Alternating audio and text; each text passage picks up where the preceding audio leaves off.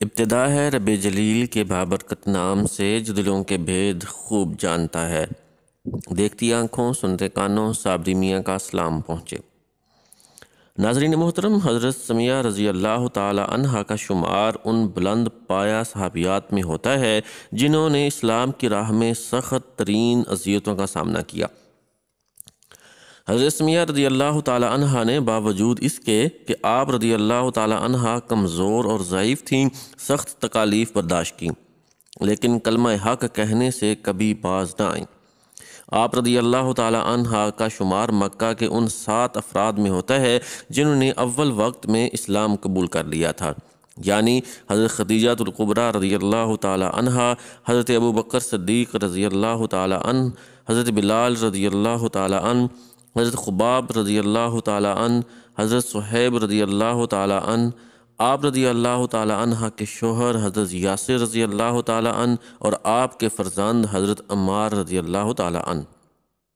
یہ وہ لوگ تھے جنہوں نے نہ صرف سچے دل سے داعی اسلام رحمۃ للعالمین حضرت محمد صلی اللہ علیہ وآلہ وسلم کی آواز حق پر لبیک کہا، بلکہ اپنے عمل سے بھی ثابت کیا کہ ان کا جذبہ اور ایمان واقعی صادق ہے۔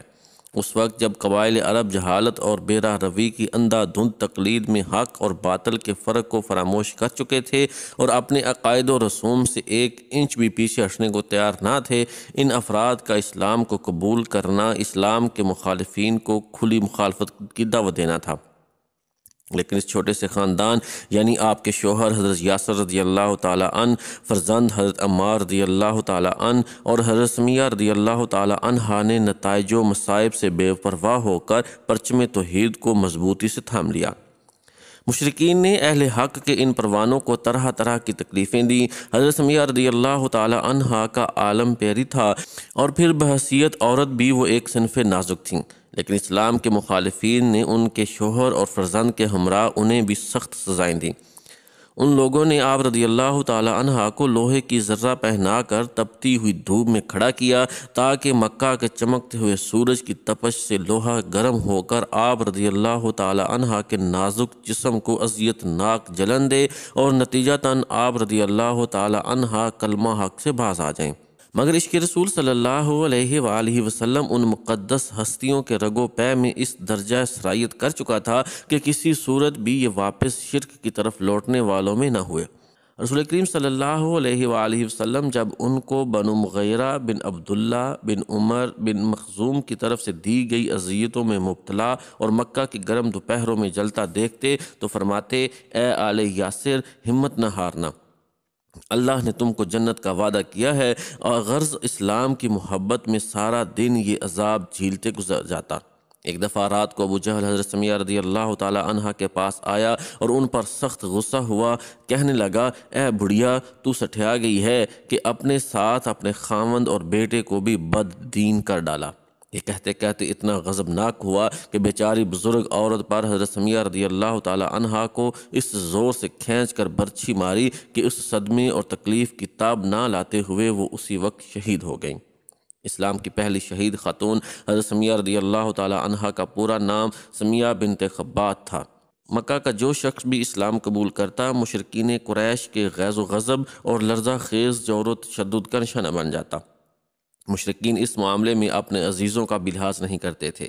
حضرت یاسر رضی اللہ تعالی عنہ اور آپ رضی اللہ تعالی عنہا کے فرزند غریب الوطن تھے اور حضرت سمیہ رضی اللہ تعالی عنہا کو ابھی بنو مخزوم نے آزاد نہیں کیا تھا۔ ان بیچاروں پر ظلم و ستم کے پہاڑ توڑنے میں مشرکین نے کوئی کسر نہیں اٹھا رکھی تھی۔ حضرت یاسر رضی اللہ تعالی عنہ اور حضرت سمیہ رضی اللہ تعالی عنہا دونوں بے حد ضعیف تھے، مگر ان کی قوت ایمانی انتہائی مضبوط تھی۔ مضبوط اور ہمت و جرأت کی یہی خوبی ان کے بیٹوں میں موجود تھی۔ جب حضرت سمیہ رضی اللہ تعالی عنہا نے اسلام کی راہ میں سب سے پہلی شہید ہونے والی خاتون کا اعزاز پایا تو حضرت عمار رضی اللہ تعالی عنہ کو اپنی والدہ کے مرگ بے کسی کا سخت صدمہ ہوا۔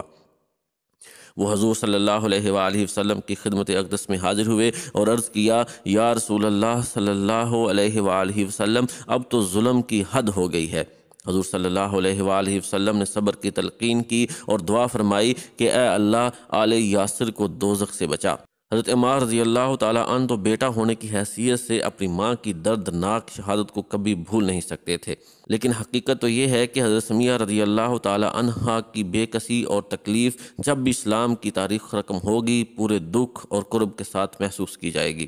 یہی وجہ ہے کہ خود سرور کونین حضرت محمد صلی اللہ علیہ وآلہ وسلم کو بھی ابو جہل کا یہ ظلم اور حضرت سمیہ رضی اللہ تعالیٰ عنہا کی تکلیف یاد رہی۔ چنانچہ رمضان المبارک میں جب معرکہ بدر پیش آیا اور اس میں ابو جہل واصل جہنم ہوا تو آن حضور صلی اللہ علیہ وآلہ وسلم نے حضرت عمار بن یاسر رضی اللہ تعالیٰ عنہ کو بلا کر ارشاد فرمایا، اللہ نے تمہاری ماں کے قاتل سے بدلہ لے لیا۔ حضرت سمیہ رضی اللہ تعالیٰ عنہ کی شہادت ہجرت نبوی سے کئی سال قبل ہوئی، اس لیے تمام اہل سیر نے انہیں اسلام کی شہید اول قرار دیا ہے۔